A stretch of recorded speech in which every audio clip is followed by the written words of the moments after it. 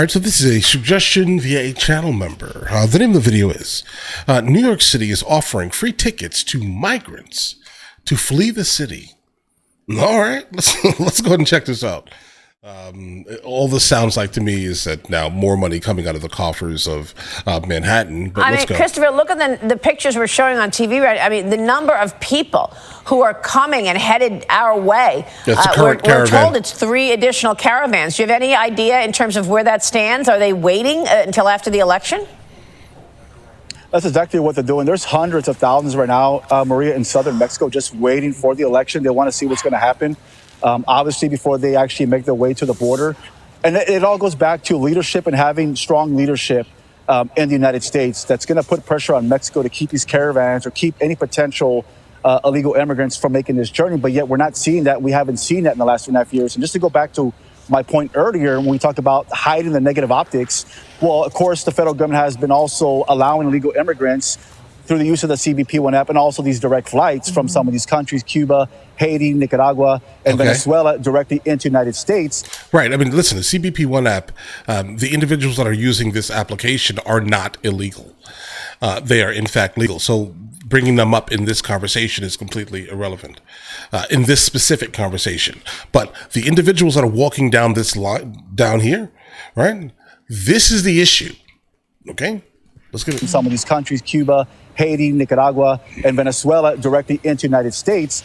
And those numbers are not accounted for the daily encounters that we're seeing right now. So we still have a situation on our hands. Right now, on daily average, we're seeing 2,000 illegal border crossings a day. Now, that's not as big as what we normally would see, between 6,000 to 8,000. But nonetheless, if you go back to the Obama administration, when you look at DHS Secretary Jay Johnson, he even said 1,000 would be catastrophic, would be a problem on the border. Right now, we're still dealing with 2,000, not taking into account the gotaways as well and all the criminal activity that comes with it. Yeah, and of course, part of the reason that the numbers are down is Greg Abbott, the governor of Texas, has done an incredible job with his Operation Lone Star, which you, of course, have been among the leaders of. I want to get your take on what's happening now with New York City sending 4,500 migrants back to Texas, offering free one-way plane and bus tickets to other states like Illinois, Florida, or Colorado.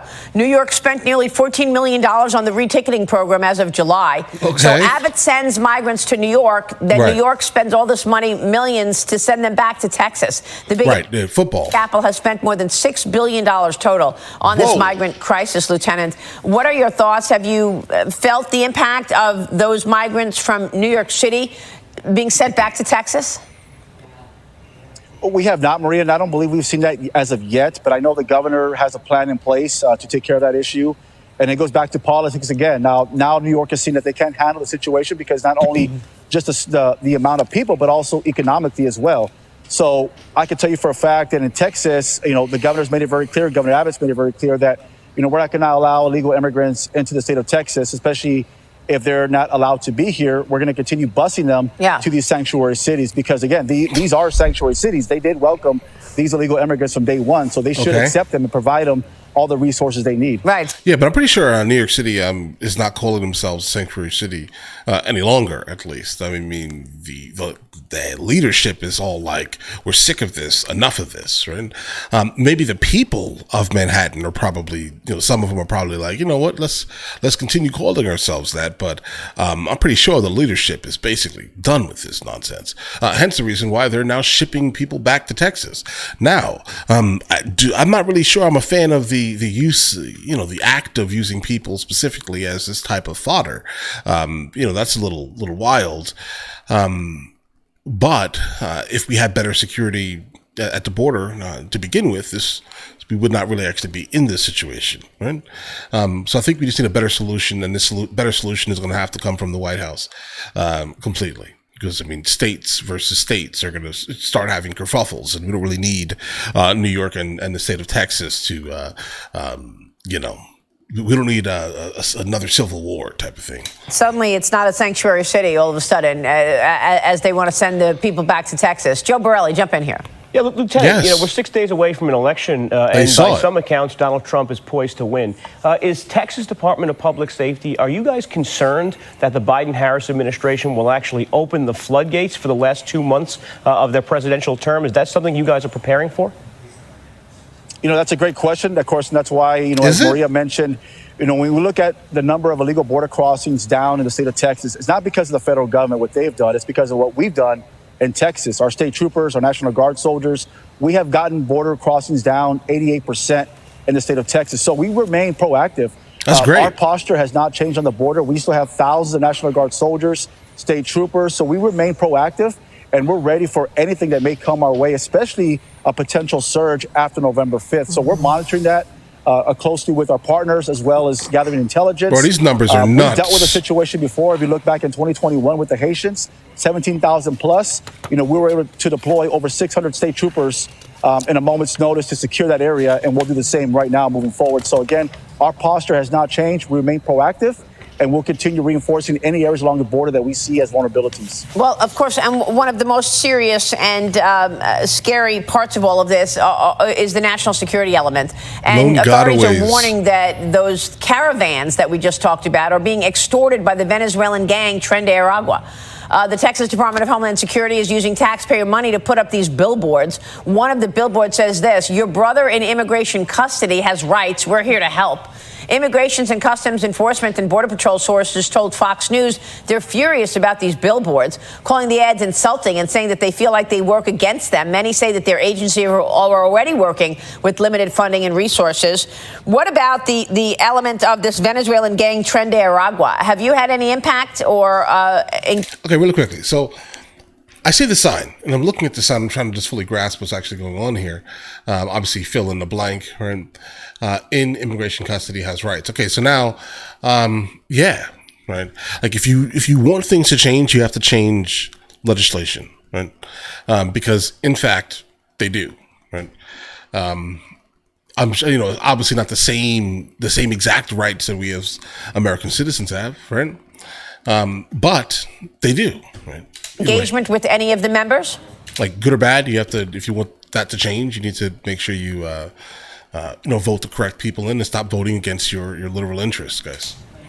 Well, real quick, Maria, on those billboards, of course, this just further demoralizes, federal agents, Border Patrol agents, ICE agents for doing their job. We're going out there wanting to track down these criminals and arrest them and hold them accountable. And when you see a billboard like this from our own federal government, it really undermines the rule of law, and what we should be doing as a country is actually holding people accountable for violating the law.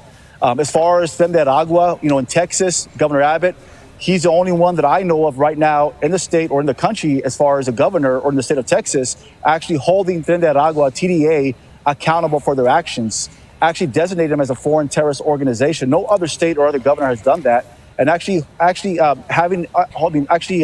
providing a cash reward up to $5,000 for anyone that can give us information that will lead or to the arrest of known or suspected TDA members. So we're taking a proactive step in Texas. You're well aware of that.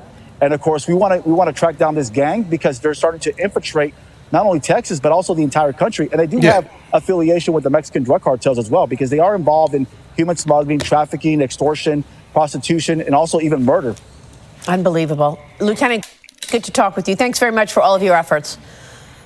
Okay, here's the thing. All right, so we just consumed this media here. So my overall opinion is this here. Obviously, New York City called themselves a sanctuary city, and then the mayor was just like, we're sick of this. And then obviously something like this starts to come along, where now they're just like, listen, how about we just send the people that have come in here back to Texas, right? So just send them back. But Texas, what they're obviously going to do is send them right back. And it's basically going to be a game of football, right? Back and forth, back and forth, back and forth. Who wins? Nobody wins, bro. Because it's just going to keep happening, because obviously the White House is actually doing nothing about this. Should these individuals been allowed to come here and stay? No. All right. Listen, an asylum seeker, in fact, has the right to be in this country. If you are here under like refugee status, no problem, zero. I would hope that you would, read the room, right? Meaning, I would hope that you would see how the culture moves in whatever place you go, and you attempt to, at the very least, acclimate, right, to said local culture. That'll be amazing, right? We'll have so many less issues. Less people would be complaining about things. All right. It's going to be honest. But Should all of these individuals be here? Bro, no. Economic migrants? Why are we welcoming them legally? Why are they here? Bro, send them back. 90%, high 90%. Send them back. That's it. Like, this is not even a conversation, right? This is not even like a moral issue here. Okay, if they are actually asylum seekers, no problem at all. I have no problem with immigration, bro. I've immigrated to multiple countries legally. Okay, I mean, come on. If these individuals got approved through the CBP1 app, again, they're not illegal. These are actual asylum cases, actual refugee cases.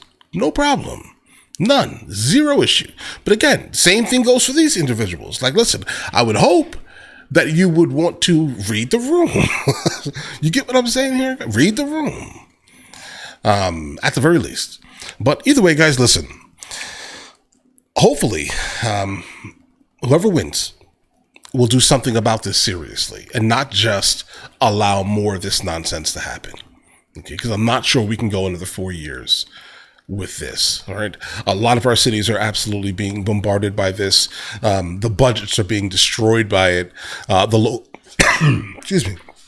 The locals. Why am I choking? I don't know. The locals have been paying into the tax code forever.